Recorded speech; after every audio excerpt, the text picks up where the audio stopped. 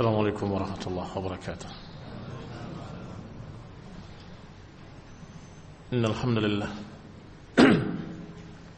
wassalatu wassalamu ala Rasulillah wa ala alihi wa ashabihi wa mawalah. Ikhwani fid din, a'azzakumullah. Kaum muslimin yang saya hormati, masih kita membahas tentang hak-hak para wanita atau hak-hak para istri dari suami-suami mereka. Bahwa yang pertama, hendaklah memberikan nafkah yang halal, yang baik, yang mencukupi mereka. Yang kedua, hendaklah mengajari mereka ilmu agama. Kalau dia tidak mampu, maka hendaklah bantu dia untuk belajar, dukung dia untuk belajar ke majelis-majelis ta'lim para wanita. Dan itu termasuk di dalamnya menjaga mereka dari api neraka. Ya ayyuhalladzina amanu qu anfusakum wa ahlikum nar. Dan Rasulullah SAW menyatakan, ala wastausu bin nisa'i khaira. Ketahuilah, hendaklah kalian memberi nasihat, wasiat kepada para wanita dengan baik. Karena sungguhnya mereka itu seperti tawanan kalian. Kasihani mereka, sayangilah mereka, karena mereka dalam keadaan di bawah kalian dan kalian bertanggung jawab tentang mereka. Maka ajari mereka, bimbing mereka. Yang ketiga, berkait dengan yang kedua, an yulzimaha bita'alimil Islam. Hendaklah membimbing mereka untuk berpegang dengan rambu-rambu agama. Apa bedanya dengan yang kedua? Kalau dua didukung untuk belajar, ajari atau dukung untuk belajar. Kalau ketiga, dididik untuk berpegang dengan ma'alimul Islam, dengan rambu-rambu Islam dan adab-adab Islam. Artinya an yamna'aha an tatabarraj, hendaklah melarangnya untuk tabarruj. Jangan, enggak boleh tabarruj. Ini barakallahu fikum sebagai tanggung jawab suami yang harus diberikan pada istri, dan itu hak mereka untuk dididik. Jangan dibebaskan. Akhir-akhir ini memang salah kaprah. Dikira suami yang baik itu adalah suami yang membebaskan istrinya. Iya sayang, kamu mau apa aja silahkan sayang. Fahadha jahilun. Pertama, bodoh dia. Dikira bahwa itu kasih sayang. Istrinya dibebaskan sebebas-bebasnya. Dan yang kedua, dia bodoh pula. Dikira istrinya senang digitukan. Bahwa para wanita yang masih fitrah merasa tidak suka dibebaskan seperti itu. Yang mana? Yang boleh, yang ini apa yang itu? Udah terserah kamu aja lah. Dia tidak akan suka. Para wanita masih dalam fitrahnya gak akan suka. Dia ingin suami yang tegas, jelas, mau A atau B. Yang ini yang boleh, apa yang itu? Yang ini yang dilarang, atau yang itu dilarang. Ini khairan azakumullah. Yang ketiga, bahwa itu akan mencelakakan istrinya sendiri. Berarti dia berbuat jahat pada istrinya ketika dibebaskan untuk berbuat apa saja. Maka yang ketiga, kewajiban seorang suami terhadap istrinya, dan itu merupakan hak mereka para wanita untuk dididik. Diperintahkan untuk memakai hijab yang syar'i, diperintahkan untuk jangan bercampur dengan laki-laki, diperintahkan untuk memanjangkan pakaiannya, diperintahkan untuk memilih pakaian yang longgar, jangan sempit, diperintahkan untuk begini dan begitu, semuanya dengan ma'alimul Islam, dengan sunnah-sunnah.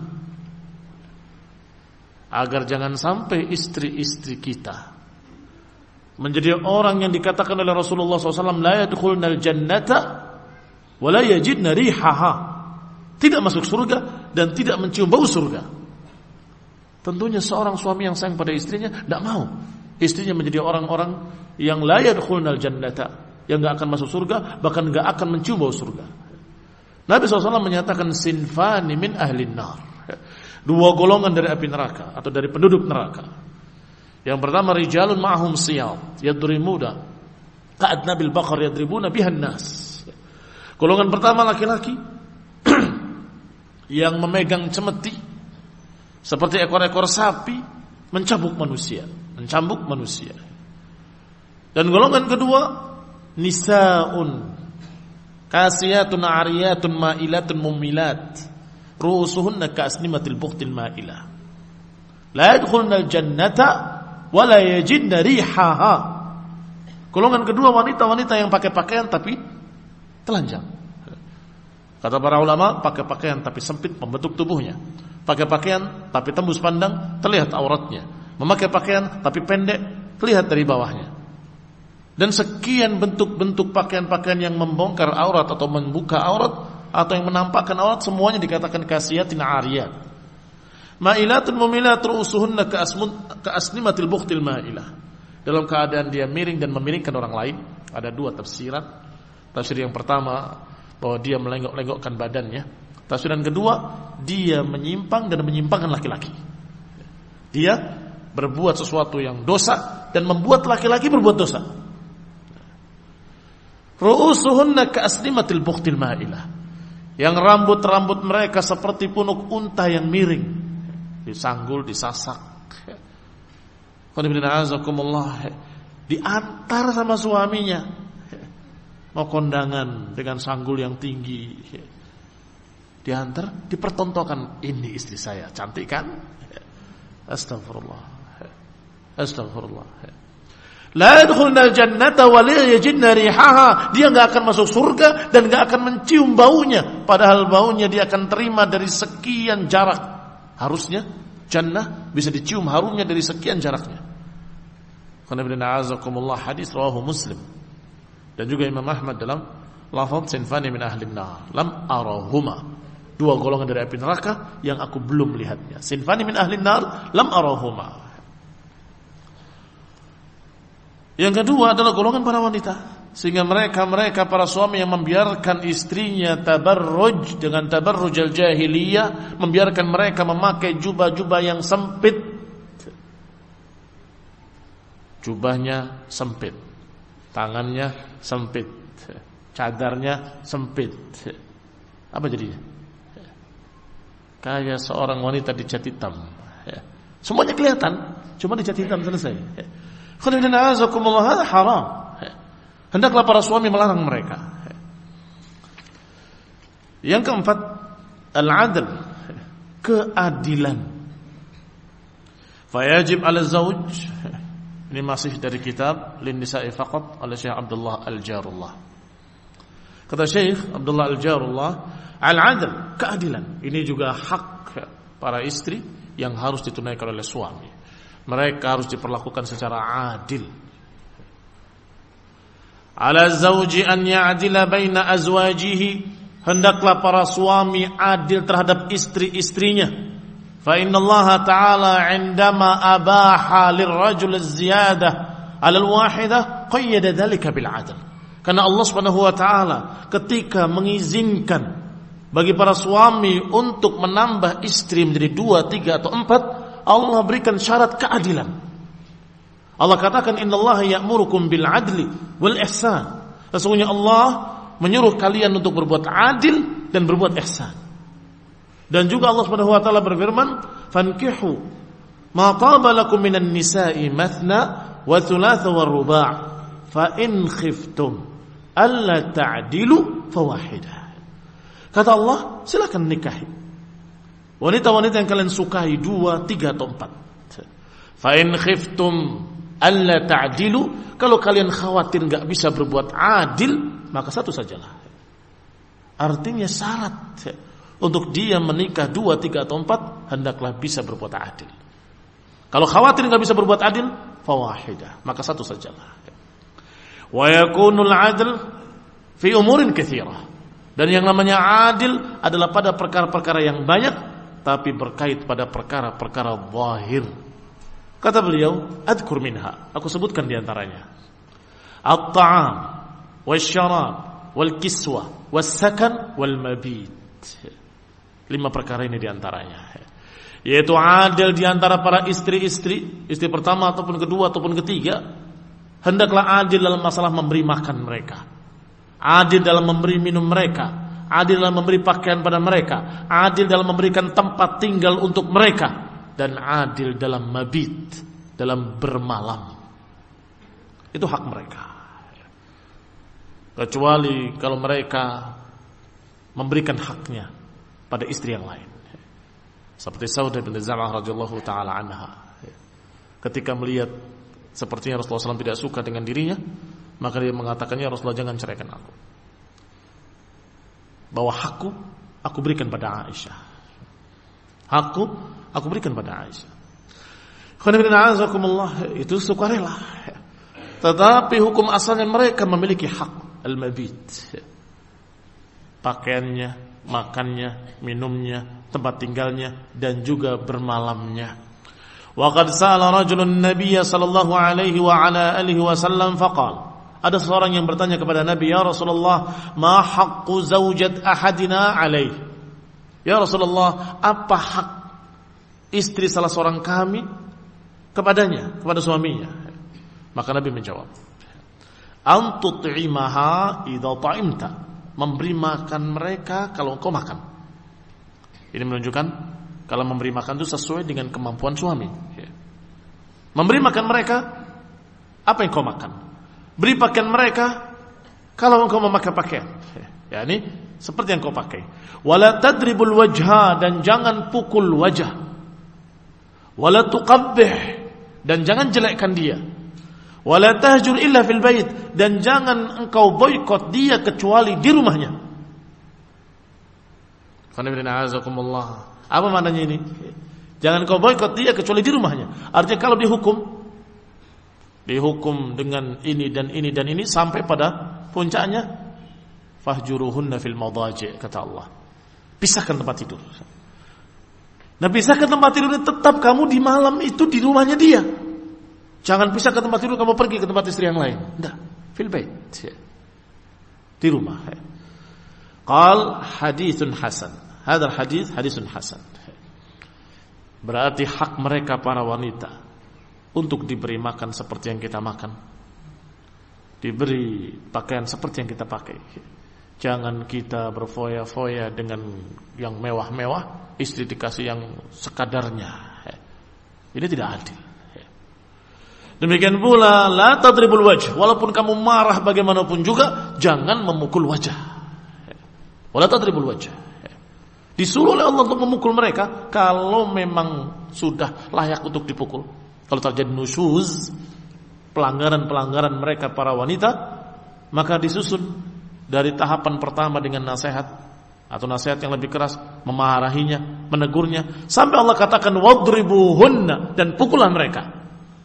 Dan wahjuruhunna fil madaji', dan pisahkan tempat tidur.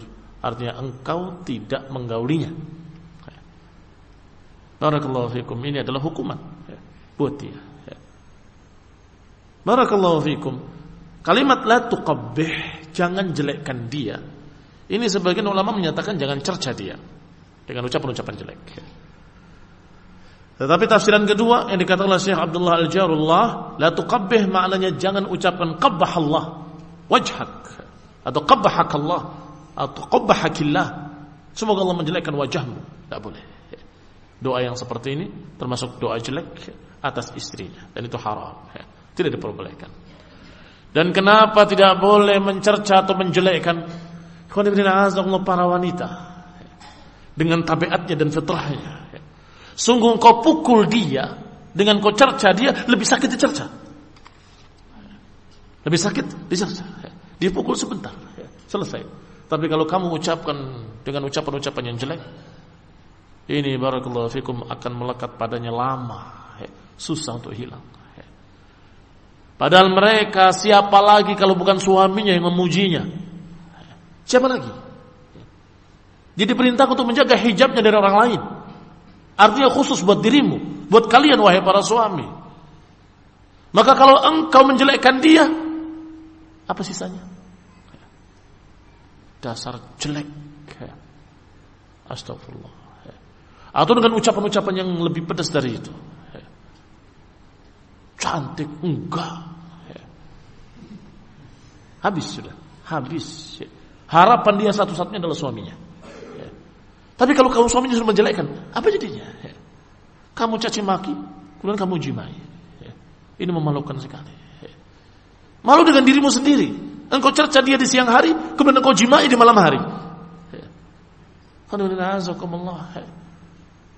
Rasulullah SAW menganjurkan, mencontohkan untuk memuji para istri, menyanjung mereka dan memanggil mereka dengan panggilan-panggilan yang baik. Dan ini barakallahu fikum sunnah. Jangan dikatakan bahwa itu adalah itu rayuan gombal, bukan. Itu sunnah. Bukan rayuan gombal. Biasakan manggil dengan panggilan-panggilan yang baik. Dan itu sebagaimana laki-laki juga suka dipanggil dengan panggilan yang baik oleh istri, istri juga suka dipanggil dengan panggilan yang baik oleh suami. Dan itu adalah betul-betul sesuatu yang akan menambah mawaddah dan rahmah pada rumah tangga. Jangan dianggap remeh, jangan dianggap kecil. Itu perkara yang sangat penting. Qala wal ma'na la tuqabbih, yani la taqul qabbahakillah. Kama thabata an Rasulullah sallallahu alaihi wa ala alihi wasallam. Demikian pula diriwayatkan dari Rasulullah sallallahu alaihi wasallam dalam riwayat Imam Ahmad dan Abu Dawud dan juga Ibnu Majah dan Nasa'i dari Abu Hurairah. Kata Nabi, man kanat lahu imra'atan, barang siapa memiliki dua istri, falam ya'dil bainahuma, dan kemudian dia tidak berbuat adil pada keduanya, jaa'a yaumil qiyamah ahadu syiqqaihi ma'il, bahkan datang dia hari kiamat nanti dalam keadaan salah satu sisinya miring, sakit. Ini khonul na'azakullah termasuk hak mereka untuk diperlakukan secara adil. Jangan dijatuhkan mereka, jangan dicaci mereka. Yang kelima, alla yufshi sirraha wa alla yadhkur 'aiban fiha idza huwa al-amin 'alayha wal matalib bi ri'ayatiha wal mutalib bi ri'ayatiha. Yang kelima, hendaklah jangan menyebarkan aibnya.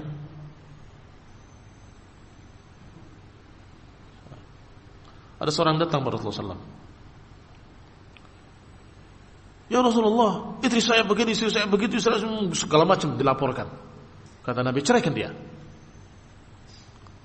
Bengong dia. Ceraikan ya Rasulullah. Aku masih cinta. Kalau masih cinta, ngapain? Kau ceritakan kejelekannya. Selesai. Berhenti dia. Nyalahkan dia sendiri.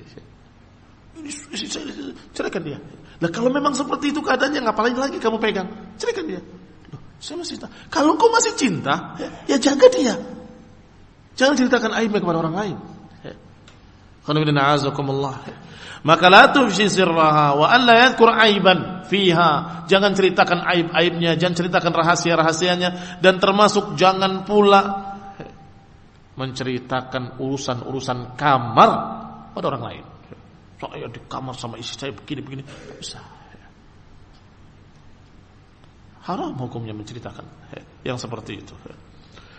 Karena ucapan Nabi SAW dalam riwayat Muslim, inna min syarrin nas indallahi manzilatan yaumil qiyamah ar-rajul yufdi ila imra'atihi wa tufdi ilaihi thumma yanshur sirraha. Dalam riwayat Muslim dikatakan bahwa sejelek-jelek manusia kedudukannya nanti hari kiamat adalah seorang laki-laki yang menunaikan hajatnya pada istrinya, istrinya menunaikan hajatnya pada suaminya. Tiba-tiba paginya dia ceritakan rahasia berdua. Ini haram. Dikatakan syarral manzilah, syarran nas indallahi manzilatan. Orang yang paling jelek kedudukannya di sisi Allah yaumil qiyamah adalah orang yang seperti itu. Dia di kamarnya dengan istrinya, dia menunaikan hajat pada istrinya, istrinya menunaikan hajat pada dia, tiba-tiba diceritakan pada orang lain. Saya seperti ini, saya begitukan, saya beginikan, dan seterusnya dan seterusnya. Sadisan. Yang keenam, an ya'mura ahlahu wa auladahu wa sa'ira man fi ri'ayatihi bis-shalah. hendaklah dia memerintahkan istrinya, memerintahkan anak-anaknya, memerintahkan orang-orang yang di bawah pimpinannya untuk salat. Wal muhafadha 'alaiha, dan menjaga salatnya terus-menerus. Jangan sekali saja selesai. Dijaga, diawasi. Bagaimana salatnya? Wanita itu sudah saya katakan di awal, unik dia. Karena dia dalam keadaan masih tetap butuh bimbingan sampai tuanya. Ada satu sisi yang sama dengan anak-anak, walaupun sisi lainnya berbeda. Dari situ bahwa mereka dalam keadaan terus butuh bimbingan, dalam keadaan terus butuh bimbingan, sehingga tidak pernah ada dalam syariat ini mereka kecuali keputusannya di atas wali mereka. Itu para wanita dalam urusan nikah harus dengan walinya, tidak bisa menikahkan diri sendiri. Dalam urusan apalagi harus walinya. Ketika dia masih kecil, bapaknya. Ketika dia sudah menikah, suaminya. Kenapa demikian? Karena memang mereka, para wanita, adalah makhluk yang lemah. Dan ini bukan menjatuhkan mereka, merendahkan mereka, tapi justru hendaklah para wanita berbangga karena mereka selalu disayang dan selalu dijaga, selalu dipelihara, selalu diperhatikan. Dan itu perintah dalam Quran dan Sunnah untuk menjaga mereka, memperhatikan mereka. Wa'mur ahlaka bis-salati wastabir 'alaiha. Kata Allah, perintahkan keluargamu untuk salat dan sabarilah. Ini terus-menerus. Wastabir 'alaiha maksudnya terus-menerus sabar memerintahkan mereka untuk salat. Salat. Bangunkan. Perciki dengan air. Demikian pula anak-anaknya. Maka para suami memerintahkan mereka untuk salat. Muru auladakum bis salati wa hum abna'u 7 sinin. Perintahkan anak-anak kalian untuk salat ketika berumur 7 tahun. Wadribuhum 'alaiha wa hum abna'u 10 sinin, dan pukullah mereka ketika mereka sudah berumur 10 tahun. Wa farriqu bainahum fil madaji, dan pisahkan tempat tidur mereka. Wanita dengan laki-laki sudah mulai dipisah, sudah mulai umur 10 tahun pisah. Jangan dicampur. Hadis hasan diriwayatkan oleh Abu Dawud bi isnadin hasan. Yang ketujuh, an yasmaha laha bil khuruji idza ihtajat ilaih. Hendaklah mengizinkan para wanita untuk keluar kalau ada hajat yang dibutuhkan. Jangan semena-mena jadi pemimpin, kemudian istrinya dikurung, gak boleh kemanapun. Kalau ada hajat dan masih dalam batas-batas belum safar, dan hajatnya hajat yang memang perlu, maka izinkanlah mereka. Kaziyarati ahliha wa aqaribiha wa jiraniha, seperti ziarah kepada keluarganya, pada ibu bapaknya atau kerabatnya atau tetangganya. Saya mau mainnya ke rumah si fulan, ziarah. Dijaga oleh suami. Kemarin baru ziarah, sekarang ziarah lagi. Enggak ada tayyib. Besok mau ziarah lagi. Jangan. Zur ghibban tazdad hubban.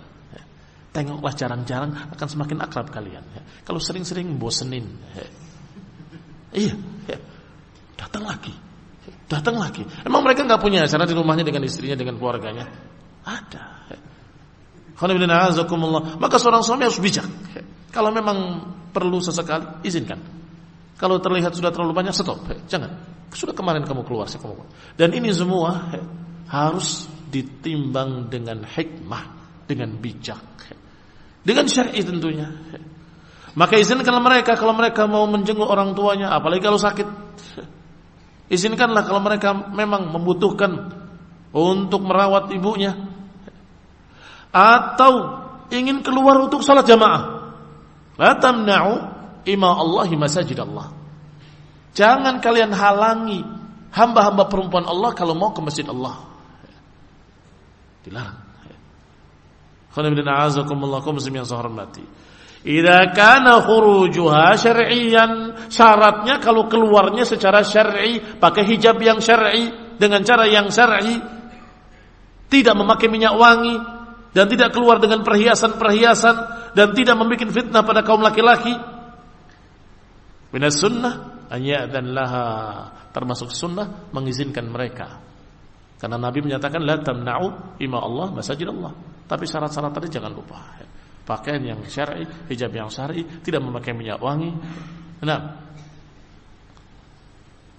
tetapi perlu diketahui wahai para wanita, bahwa yang namanya salat bagi para wanita yang paling baik adalah di rumahnya.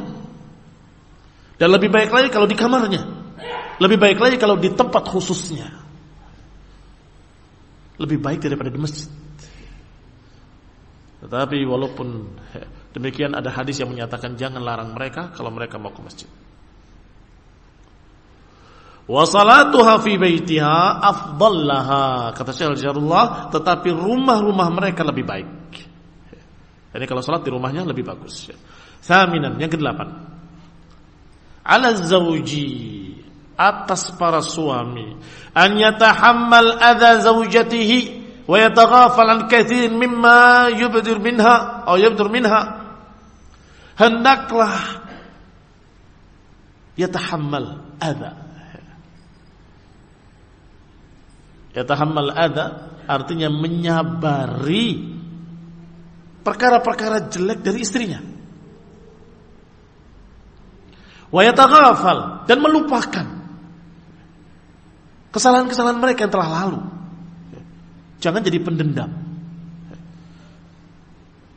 Al-afina 'anil nas diperintahkan, apalagi an zaujatihi. Kita diperintahkan untuk menjadi orang yang afina 'anil nas. Kadhiminal ghaidh wal afina 'anil nas, menahan marah dan memaafkan manusia. Itu sifat yang dipuji oleh Allah Subhanahu wa taala dalam Al-Qur'an. Ya. Apalagi terhadap istrinya sendiri. Sekali lagi saya katakan, bahwa sekarang banyak yang terbalik. Kepada orang lain pemaaf, senyum. Begitu pulang ke rumahnya cemberut sama istrinya, tidak ada maaf bagimu. Keras, kasar. Apa nggak terbalik? Kalau orang-orang di jalan, penjual toko, pelayan, kalau kamu senyum GR mereka, jadi fitnah. Jadi fitnah bagimu dan bagi dia. Tetapi kalau istrinya, kamu dapat pahala. Ucapan baik dapat pahala, senyummu dapat pahala, membelai mereka dapat pahala. Dapat pahala. Sampai para sahabat terkejut, ya Rasulullah, fi buti ahadina sadaqah. Ya Rasulullah, apakah pada kemaluan kami juga ada sedekah? Ketika Rasulullah menyatakan wa fi bud'i ahadikum, dan pada kemaluan kalian ada sedekah. Kata Nabi, iya. Apakah pada masalah itu juga ada sedekah ya Rasulullah? Iya. Bukankah kalau disalurkan pada yang haram dapat dosa, maka disalurkan pada yang halal dapat pahala? Kalau kamu, apa istilahnya bahasa Jakarta, nyari kalimatnya susah, ganjen, apa itu namanya? Genit sama orang lain, sama istri, nggak begitu. Apa nggak terbalik? Kalau yang ini haram, maka yang kepada istri halal dapat pahala. Bersikap baik, bersikap yang betul-betul membuat dia gembira, dengan guyon dengan istri. Barakallahu fikum, itu guyon yang diperbolehkan. Mizah. Jangan terlalu kaku. Maka dikatakan di sini yang ke-8, ala zawji an yatahammal. Seorang suami hendaklah dia menyabari kekurangan-kekurangan istrinya dan memaafkan kesalahan-kesalahan mereka. An katsiri mimma yabdur minha, yang kadang-kadang keluar dari istri, rahmatan wa syafqatan 'alaiha. Karena kita sayang pada mereka. Ingat-ingat bahwa suamimu manusia. Ingat-ingat bahwa istri-istri kita manusia. Selesai. Sehingga bisa saling memaafkan. Ya, memang suami saya manusia, kadang-kadang memiliki kekurangan. Bahkan bukan kadang-kadang, seringkali memiliki kekurangan. Hampir enggak ada yang sempurna. Maka demikian pula para suami melihat kesalahan-kesalahan istrinya, ditegur, bukan enggak ditegur, tetapi dimaafkan. Lain kali jangan, ya. Enggak boleh. Saya enggak suka yang demikian. Barakallahu fikum. Apa yang sudah lewat, ya sudah. Jangan pendendam, marah, kemudian disimpan terus, disebut ulang-ulang terus. Kamu pada hari ini, pada hari ini, pada hari ini sudah sekian saya catat. Ngapain dicatat? Itu di samping dia berbuat satu kejelekan, ada kejelekan lain. Tapi itu tasyabbuh dengan para wanita, menyerupai wanita. Karena digambarkan oleh Rasulullah SAW adalah para wanita. Para wanita kebanyakan menjadi penduduk neraka. Kenapa? Dikatakan yakfurna al-ashir. Yakfurna al-ashir karena sering kufur nikmat pada suaminya. Bagaimana? Ketika suaminya sudah berbuat baik sekian banyaknya, begitu sekali berbuat salah, dia menyatakan innaka lam ta'mal khairan qat. Engkau enggak pernah berbuat baik sama saya sekalipun. Sambil nangis. Tapi tidak pernah berbuat baik pada saya sekalipun. Lam ta'mal khairan qat. Engkau enggak pernah berbuat saya, enggak pernah memberikan, enggak pernah. Ya Allah, hilang semua itu. Lah kalau laki-lakinya juga begitu, apa jadinya? Memang kamu dari dulu enggak pernah berbuat baik, kata suaminya. Kamu dari dulu begini. Berarti perempuan dengan perempuan enggak ketemu. Yang satu memiliki sifat seperti itu, yang satu memiliki sifat pemaaf. Yang satu laki-laki, yang satu perempuan, klop. Yang ininya pemaaf.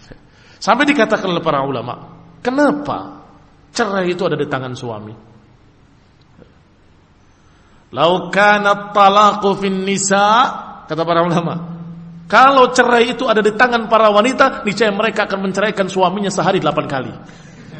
Sahih. Ini ucapan mereka para ulama. Kalau ada tangan mereka, kenapa? Wanita meletup-letup emosionalnya kemudian hilang. Hari ini meletup-letup, cerai, besok hilang. Besok lagi, begitu lagi. Kalau di tangan mereka, bahaya. Alhamdulillah Islam agama Allah. Allah Maha tahu sifat-sifat hamba-hambanya, khasnya laki-laki seperti apa, modelnya perempuan seperti apa, maka yang memegang urusan talak adalah suami. Sehingga hendaklah suami jangan seperti wanita.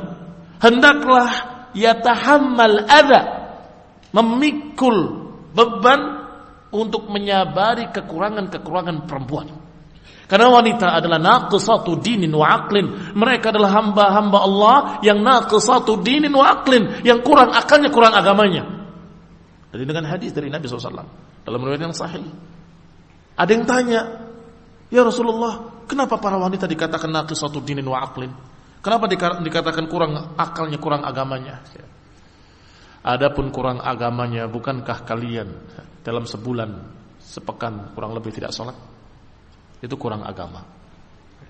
Adapun kurang akalnya, bukankah Allah menyatakan hendaklah memberi saksi rajulaini aw rajulun wa imra'atan.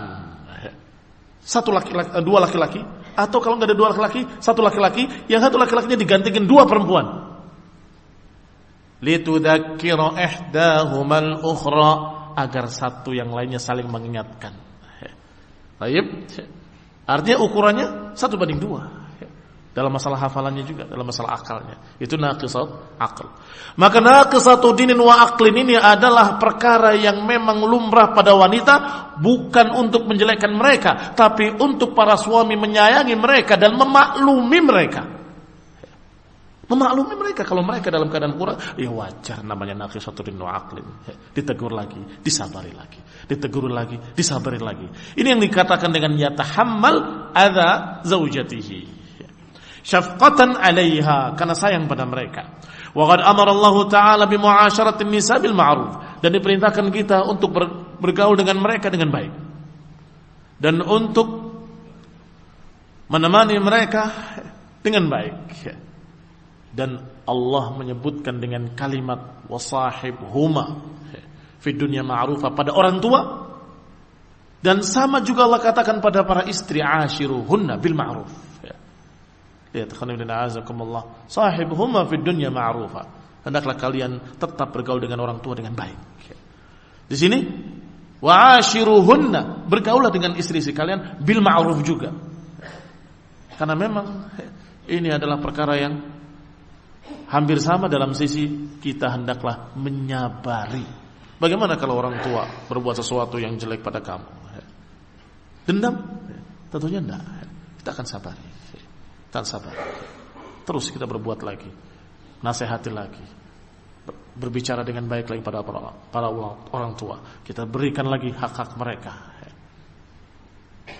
Demikian pula kepada para istri. Mereka itu adalah ibu-ibu anak-anak kalian. Mereka adalah ibunya anak-anak kalian, yang harus kalian perhatikan mereka. Qala, dikatakan tasi'an, yang ke-9, an la yasmah laha an tashtariya majallan khadi'ah aw taqra al-qasas al-fasiqah. Hendaklah melarang mereka untuk membeli majalah-majalah yang jelek, yang maksiat, atau membaca kisah-kisah novel yang maksiat, dan larang mereka untuk ikhtilat, bercampur dengan laki-laki di tempat-tempat yang bercampur dengan laki perempuan, dan jangan pula bergaul dengan para wanita yang fasiqah, zawatus sum'ah sayyi'ah, wanita yang terkenal jelek. Jangan. Misalnya ada tetangga atau orang yang di sekitar situ perangainya jelek dan terkenal, akhlaknya juga jelek, maka larang istrimu. Wahai para suami, ini tanggung jawab kalian dan ini hak mereka, para wanita, untuk dilindungi. Jangan bergaul dengan si fulana, dia demikian.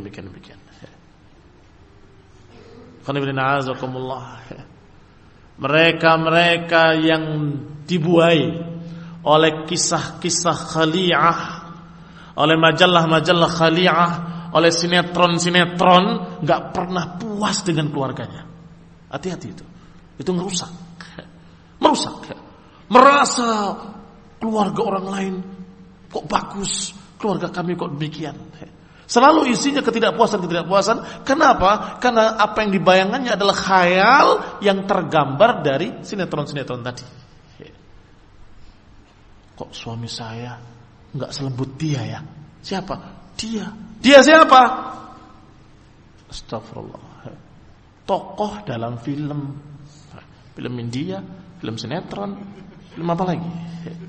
Itu barakallahu fikum, gambaran-gambaran kadzab, gambaran-gambaran dusta. Kalau tidak dibuai dengan khayalan-khayalan yang seperti itu, akan terasa suamimu adalah yang paling baik buat kamu, dan suami juga akan merasa istrinya adalah yang paling baik buat dia, dan akan saling bersyukur pada Allah Ta'ala atas apa yang Allah berikan kepadanya. Ini juga penting bagi para suami untuk menjaga mereka. Dan ini termasuk qiwam. Ar-rijalu qawwamuna 'alan nisa. Bahwa laki-laki harus memimpin para wanita. Dan termasuk ar-rajulu ra'in fi ahlihi wa huwa mas'ulun 'an ra'iyatihi. Dan termasuk hadis bahwa seorang laki-laki adalah pemimpin dan dia bertanggung jawab atas apa yang dipimpinnya. Yang ke-10. Ala zawji an la yazhar kharijal manzil ila sa'atin mutaakhir minal lail. Hendaklah para suami jangan begadang dengan kaum laki-laki, meninggalkan rumahnya sampai tengah malam. Karena malam itu adalah hak mereka para wanita.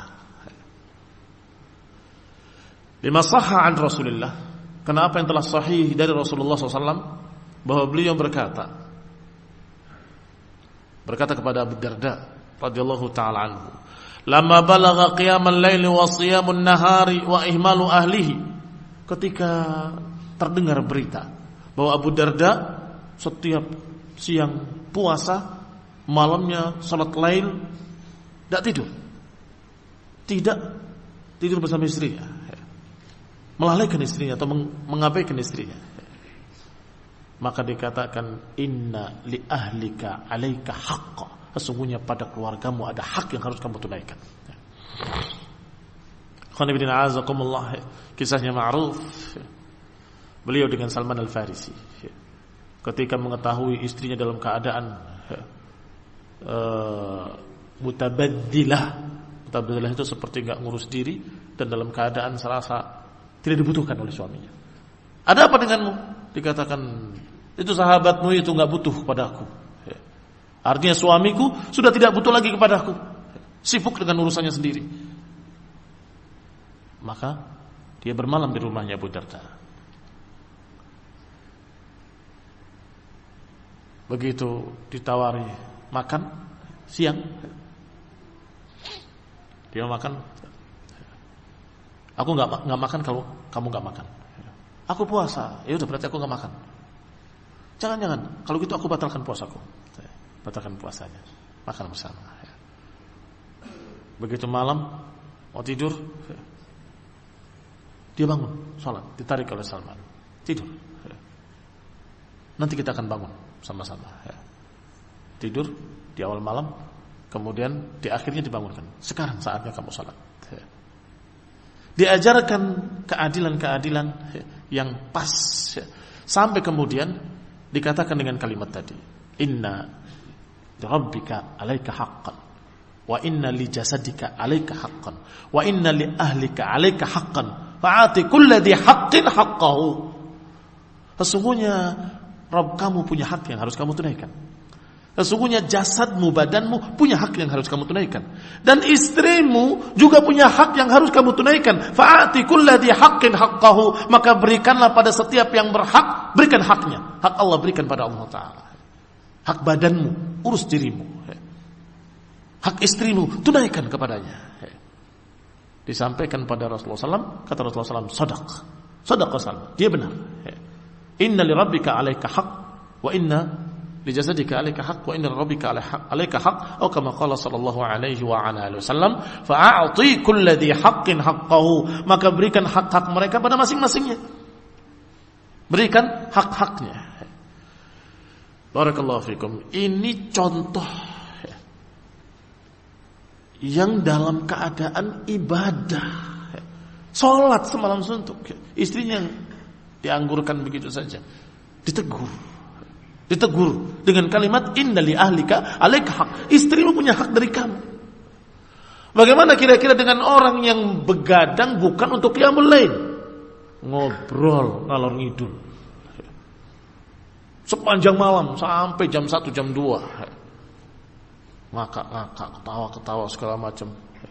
Bahkan sebagian dengan berbagai macam acara-acara yang laghun. Apakah main kartu, main domino, atau cerita kosong. Ini melalaikan hak para istri. Dan itu juga akan meretakkan keharmonisan rumah tangga. Akan merasa bahwa kamu itu tidak membutuhkan dirinya. Para wanita akan merasa bahwa engkau tidak membutuhkan dirinya. Dan mulai hilang kecintaannya pada suaminya. Dan ini akan merusak rumah tangga. Maka hendaklah para suami la yasar kharijal manzil, jangan begadang apalagi di luar rumah sampai akhir malam, karena itu adalah hak mereka para istri. Kadzalika fi rijal an la yahfadha haqqa zawjatihi illa ma dama raghiban fiha wa muta'alliqan biha fa idza kaburat aw maridat aw iftaqarat talaqaha. Demikian pula para laki-laki, hendaklah jangan dia pegang istrinya kalau butuh saja. Kalau melihat istrinya dalam keadaan tidak dia butuhkan, apakah sudah tua atau sedang sakit atau sedang haid atau nifas, maka ditinggal. Nggak pernah dihubungi, nggak pernah digubris. Dia menyibukkan dirinya dengan berbagai macam acara-acara lakukan dengan teman-temannya. Kenapa? Istrinya nggak bisa diapa-apain. Ini juga nggak boleh yang demikian. Itu hak mereka para wanita untuk tetap kita dampingi mereka pada hak-hak mereka. Wala tansawul fadla bainakum innallaha bima ta'maluna basir. Kata Allah, jangan kalian saling melupakan keutamaan. Jangan saling melupakan kebaikan. Bahwa dia sekarang sakit, kemarin tuh ngurus kamu. Dia sakit kenapa? Karena ngurus kamu, wahai para suami. Kan begitu. Jangan lupakan fadl, jangan lupakan kebaikan mereka. Mereka sakit, mereka berkurang, mereka sampai tua bersama kamu, ngurusi kamu. Maka jagalah mereka.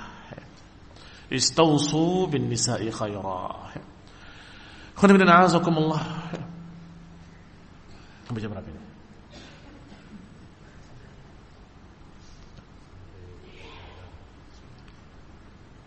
Masih seberapa jam lagi. Maka peganglah kuat-kuat apa yang dinasihatkan oleh para ulama, termasuk Syekh Nasir Sa'di, Abdurrahman bin Nasir Sa'di rahimahullah, Abdurrahman bin Nasir Sa'di, tentang kiat-kiat untuk kehidupan bahagia. Yang tadi sudah kita sebutkan di awal, yaitu agama, itu pertama kali. Ilm wal amal salih atau iman wal amal salih. Karena siapa yang beramal dengan amalan salihah wa huwa mu'min falanuhyiyannahu hayatan thayyibah, maka makmurkan rumah tangga kita dengan masalah sunnah, dengan menghidupkan sunnah. Akan terasa nikmatnya, akan terasa indahnya, akan terasa nanti ketentraman hidup yang akan kalian rasakan apa-apa yang mungkin belum dirasakan. Ternyata hati ini tenang, tentram, tidak saling suudzon. Ketika sibuk dengan berbagai macam kemaksiatan atau yang di bawahnya, lagun, kesia-siaan, ternyata mempengaruhi kehidupan rumah tangga. Dia merasa tidak diperhatikan suaminya karena suaminya sibuk dengan urusan yang seperti itu. Suaminya juga merasa tidak diperhatikan oleh istri karena istrinya sibuk dengan urusan hiburan dirinya, lagu-lagunya, dari HP-nya, dari tab-nya, dari peralatan-peralatan yang seperti itu. Akhirnya hubungan menjadi renggang, keharmonisan menjadi berkurang. Tapi ketika disibukkan dengan sunnah, Masya Allah, akan saling melihat keikhlasan. Istrinya melihat keikhlasan suaminya, dan suaminya melihat keikhlasan istrinya, bahwa sungguh amalan mereka murni karena Allah SWT. Itu lebih mengena di hati, akan lebih mengena di hati ketika melihat keikhlasan. Qala wa sababu dzalik, kenapa orang yang berpegang dengan amal saleh akan menjadikan hidupnya baik? Kata Syekh Abdurrahman bin Nasir As-Sa'di rahimahullah, fa innal mu'minin billahi wal iman as-sahih al-muthmir lil amal salih wal muslih lil qulub wal akhlaq wad dunya wal akhirah. Karena yang namanya ilmu yang benar, ilmu yang hak, dan keimanan dan amal saleh akan memperbaiki hati. Hati inilah faktor utama kebahagiaan. Jangan dikira faktor kebahagiaan itu adalah harta dunia. La wallah, tidak, demi Allah. Faktor kebahagiaan bukan harta dunia. Faktor kebahagiaan itu adalah apa yang ada dalam dada. Kalau hati ini dalam keadaan baik, akan terasa dalam hati tenang. Kalau hatinya tenang dan tentram, kalau hati dalam keadaan bahagia, maka apapun yang dia makan dia syukuri, alhamdulillah. Apapun yang dia pakai dia syukuri, alhamdulillah. Istrinya akan bersyukur pada Allah dan kemudian pada suaminya. Masya Allah, suamiku memberikan kepadaku yang cukup. Suaminya juga akan bersyukur pada Allah dan berterima kasih pada istrinya. Masya Allah, istri saya memberikan padaku yang cukup. Kenapa? Karena hatinya sama-sama baik, hatinya saleh. Tetapi kalau hatinya rusak, dipenuhi su'udzan, buruk sangka, dipenuhi hasad, dengki, dipenuhi dengan berbagai macam kerusakan dalamnya, ya tentunya akan terjadi, na'udzubillah, kerusakan dan keretakan rumah tangga. Rumah menjadi panas membara, isinya sekian banyak, hanya ribut dan ribut, berantem dan berantem. Berarti faktor utama yang harus diperbaiki adalah hati masing-masing, hati suami dan hati istrinya. Berarti memang demikian, apa yang dikatakan oleh Allah adalah hak, al-iman wal amal saleh. Akan memperbaiki akhlak suaminya dan akhlak istrinya, akan memperbaiki dunia mereka dan akhirat mereka.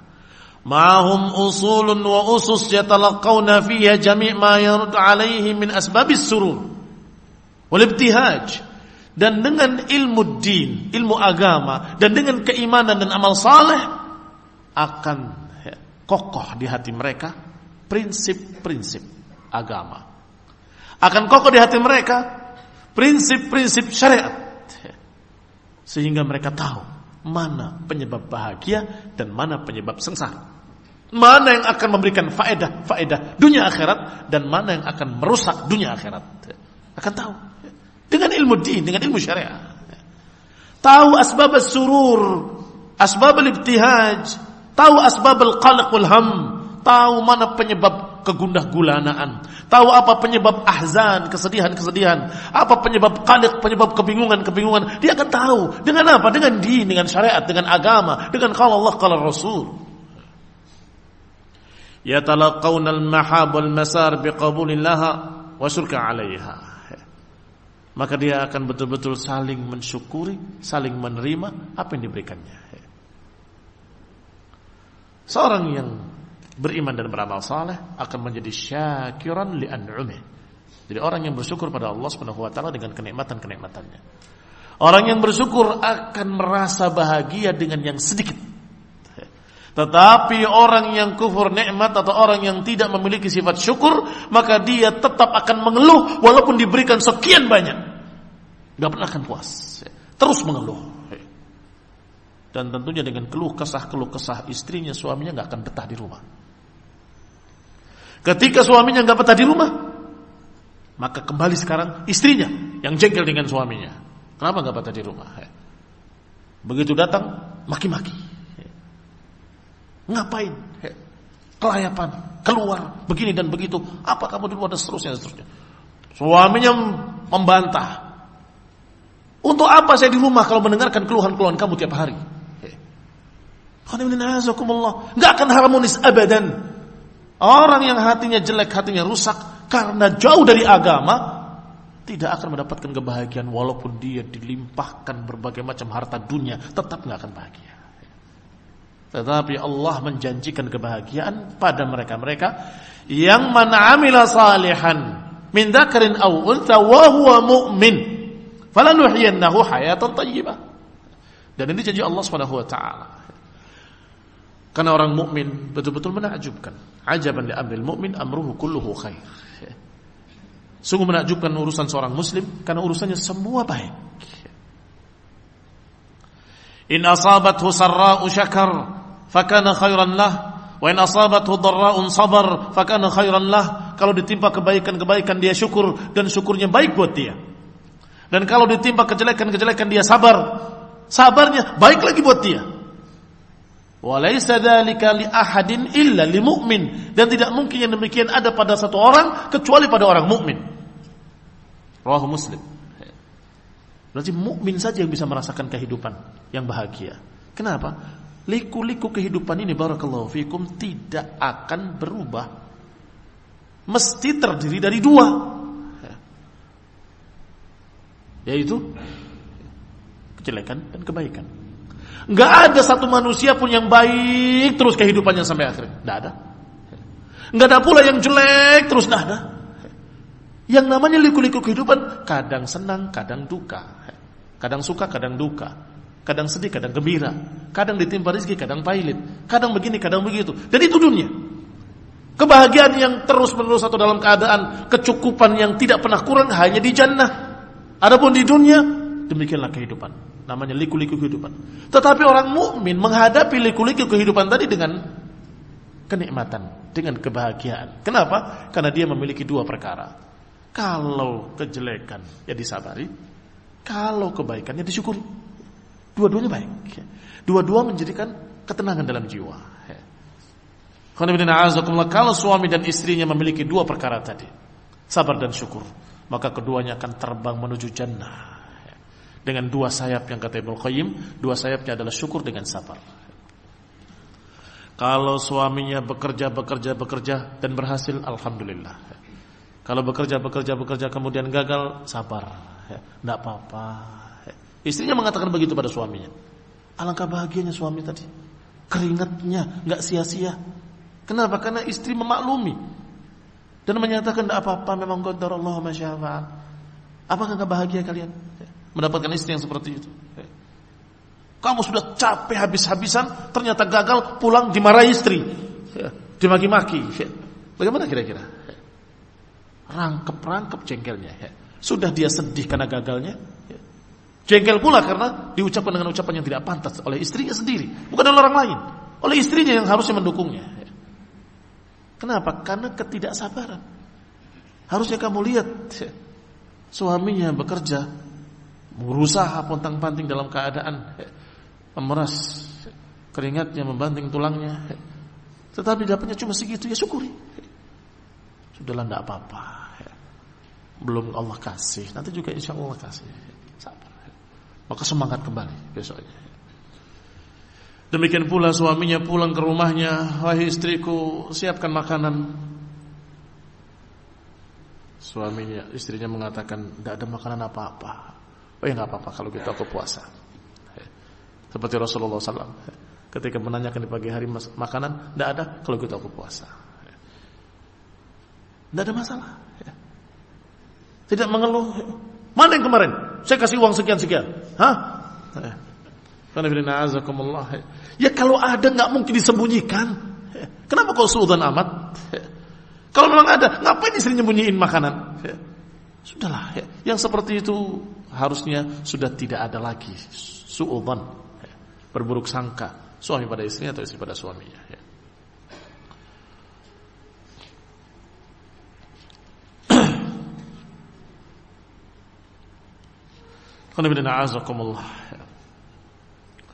Dikatakan yang namanya din selalu menganjurkan, agama Islam ini selalu menganjurkan alal qanaah birizqillah. Demikian kata Syekh Abdurrahman bin Nasir As-Sa'di.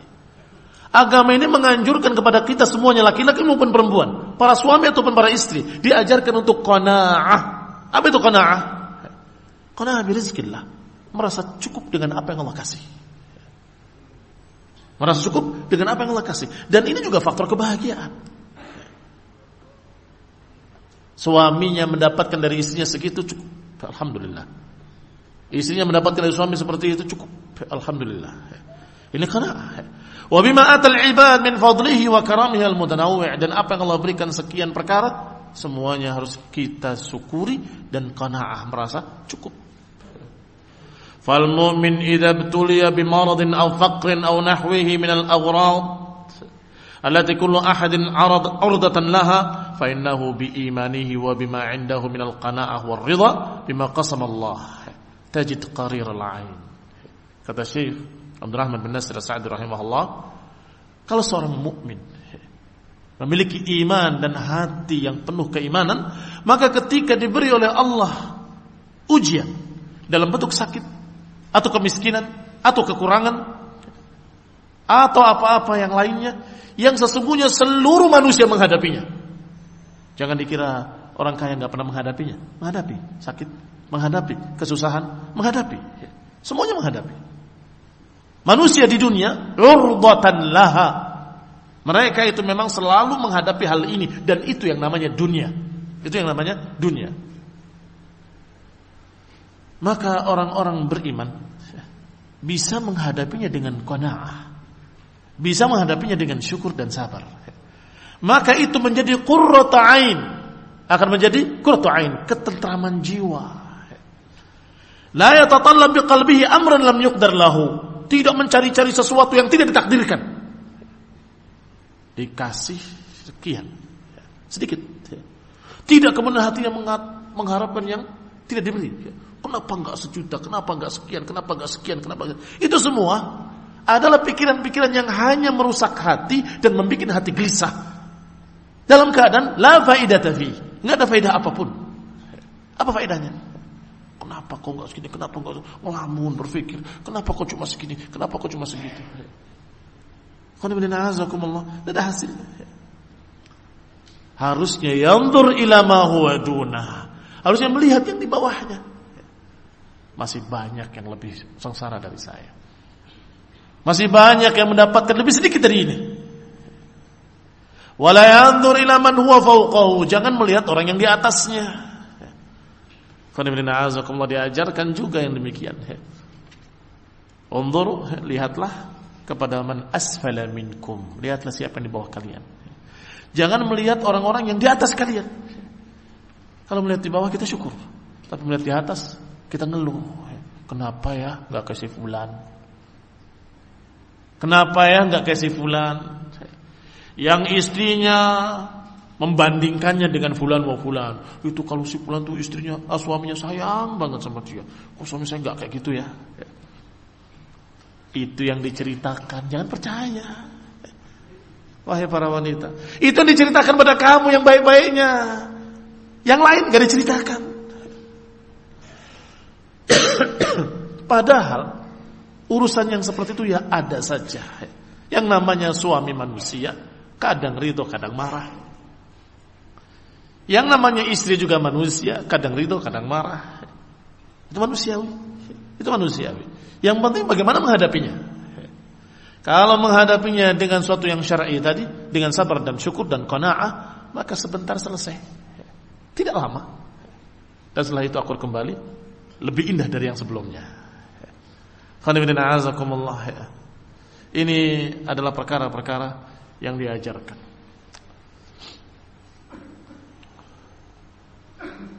Qala, kata Syekh Abdurrahman bin Nasir As-Sa'di rahimahullah, bahwa manusia akan mengalami dua hal tadi.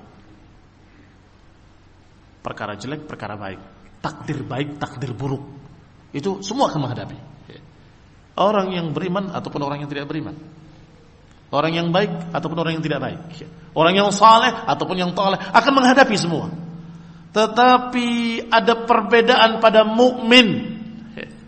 Walakin yatamayyazul mu'min biquwwati imanih. Kata Syekh As-Sa'di rahimahullah, adapun orang mukmin akan berbeda dengan yang lainnya ketika menghadapi takdir baik, takdir buruk tadi. Dengan apa? Dengan imannya, dengan sabarnya, dengan tawakalnya, dan dengan harapannya kepada Allah Subhanahu wa taala dan penyandarannya pada Allah Subhanahu wa taala, wahtisab thawabihi, dan mengharapkan pahala. Perang muslimin dengan musyrikin.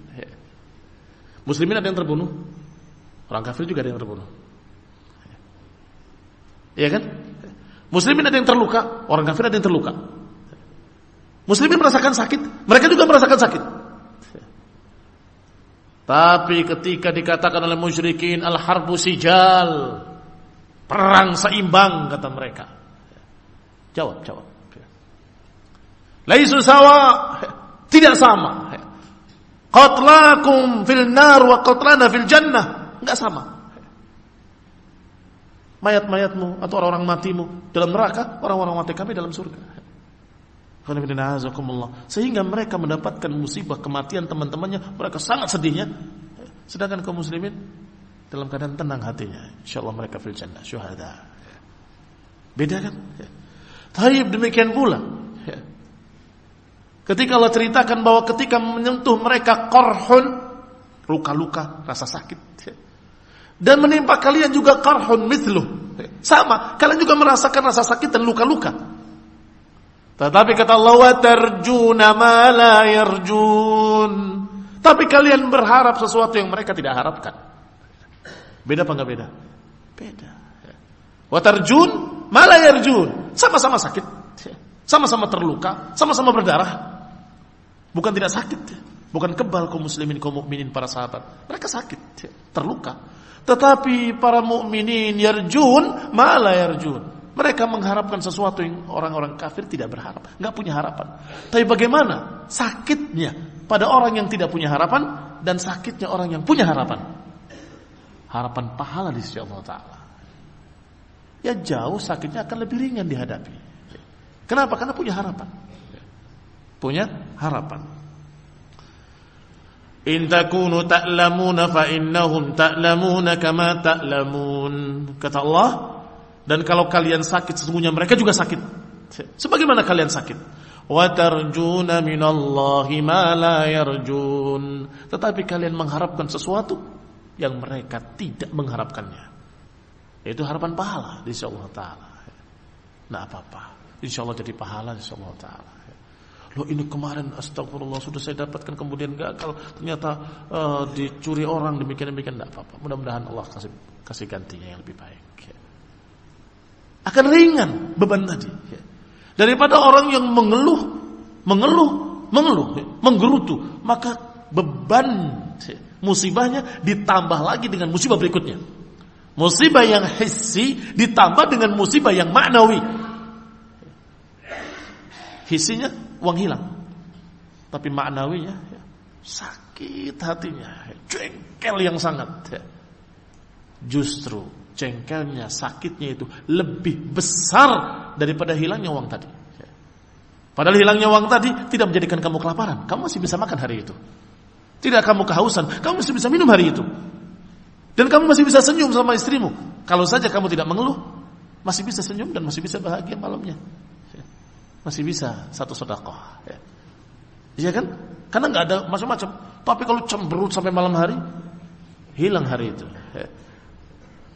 Lihat, hissi sama ma'nawi itu lebih berat ma'nawi. Kesengsaraan ma'nawi itu adalah kesengsaraan hati yang tidak bisa diobati dengan harta dunia, tidak bisa. Karena sudah jengkel hatinya. Seperti anak kecil kehilangan uang, nangis. Ini diganti kata ibunya. Wah, ketawa sebentar, nangis lagi. Kenapa nangis lagi? Coba kalau nggak hilang kan jadi 200. Ini diganti lagi 100 lagi. Coba kalau nggak hilang jadi 300. Karena itu anak kecil. Sudahlah. Apa yang Allah takdirkan pasti terjadi. Qadarullah wa ma syaa fa'al. Yang baik kita syukuri, yang jelek kita sabari, dan jangan saling menyalahkan sesama suami istri, maka kehidupan akan harmonis, akan bahagia.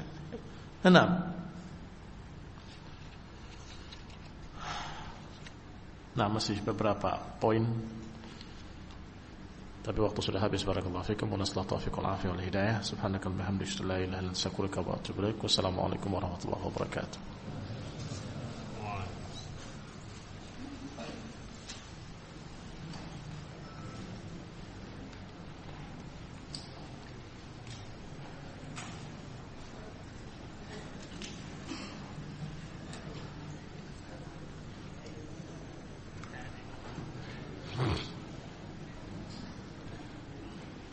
Ada pertanyaan? Atau nggak perlu pertanyaan?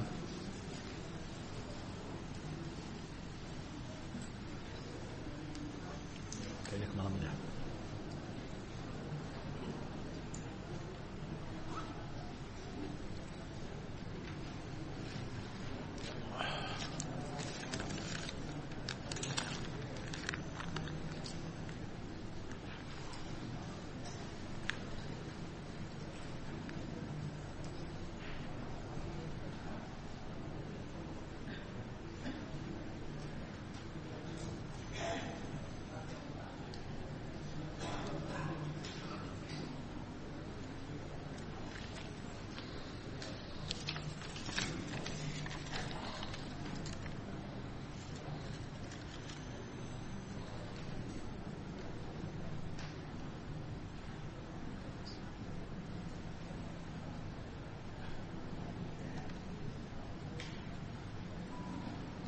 Bagaimana sikap suami terhadap istrinya yang sudah dinasehati untuk kembali dan memperbaiki rumah tangganya, tetapi istri tetap menolak, dan ini sudah berjalan dalam keadaan masing-masing tidak menunaikan hak dan kewajibannya selama 7 bulan.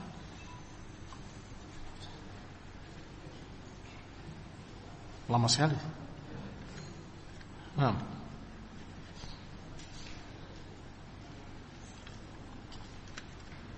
Tidak menunaikan kewajiban berarti tidak bersama.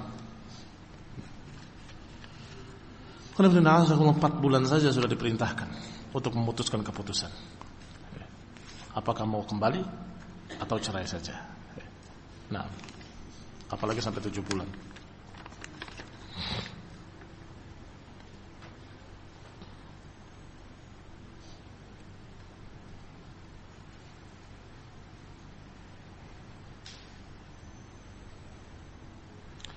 Bagaimana tinjauan syariat tentang arisan? Di rumah kami akan diadakan arisan keluarga yang di situ berkumpul banyak orang campur baur. Ana tahu itu enggak boleh, tapi ada perasaan enggak enak jika Ana meninggalkan acara arisan tersebut begitu saja. Bagaimana seharusnya Ana menyikapinya? Kalau campur baur dalam artian campur baur laki-laki dengan perempuan, maka kamu enggak usah ikut.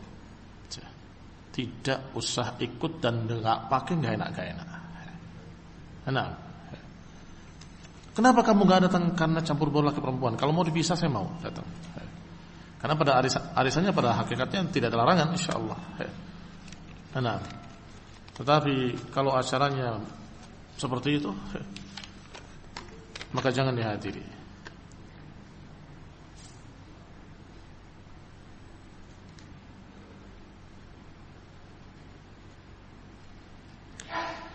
Sampai saat ini saya belum mendapatkan pekerjaan. Bukan karena tidak mendapatkannya, karena ketika Anda diterima bekerja di perusahaan, minta syarat yaitu leher harus dipotong dan celana harus menutupi mata kaki. Maka dengan syarat tersebut Anda tidak menerima tawaran tersebut. Anda berusaha untuk berjualan. Alhamdulillah ada hasil, tapi belum maksimal. Tapi sekarang ini Anda dihadapkan dengan masalah yang buat Anda besar. Istri Anda divonis oleh dokter harus segera dioperasi, dan ini membutuhkan dana yang tidak sedikit. Apakah yang harus dilakukan saat ini?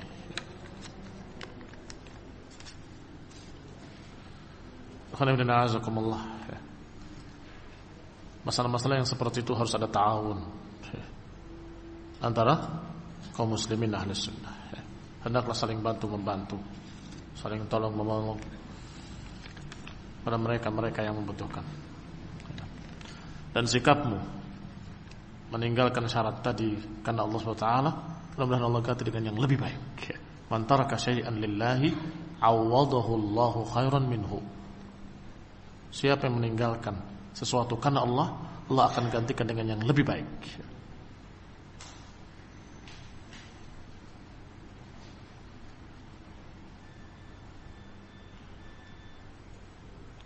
Seorang ibu berniat memberikan uang untuk umrah pada anak laki-lakinya, tapi kehidupan rumah tangga anak laki-laki tersebut dalam keadaan susah keuangannya. Apakah tetap umrah?